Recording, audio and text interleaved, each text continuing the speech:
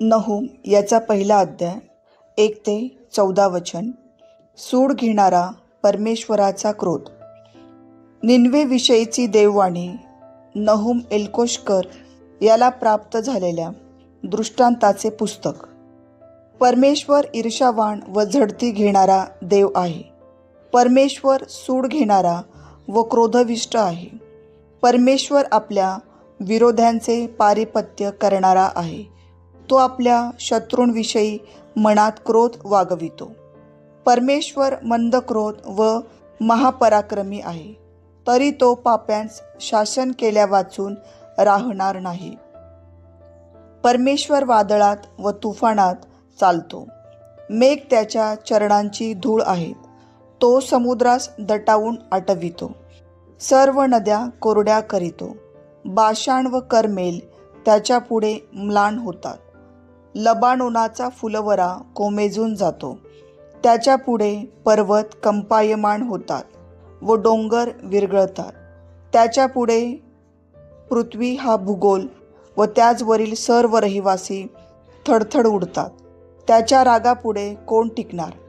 त्याच्या क्रोधाच्या संतापापुढे कोण उभा राहणार?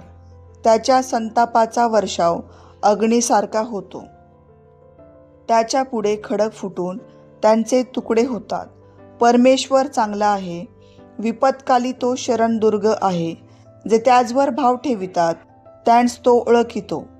तो महापुराने निनवेच्या स्थानाचा नायनाट करील व तो आपल्या शत्रूंचा पाठलाग करून त्यांस अंधारात उधळून लावेल.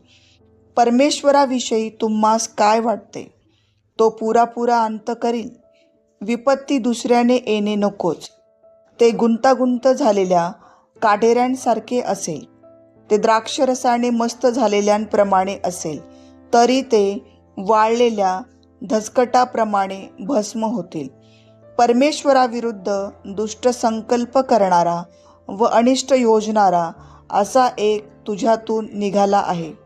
परमेश्वर म्हणतो, ते मजबूत व असंख्य असले तरी त्यांचा उच्छेद होऊन ते नाही तसे होतील. मी तुला पिडिले, पण आता पुढे पिडणार नाही. आता मी तुझवरील त्यांचे जू मोडीन. तुझी बंधने तोडून टाकीन. परमेश्वराने तुझ्याबद्दल अशी आज्ञा केली आहे की तुझ्या बीजाची पूर्ण पेरणी होणार नाही.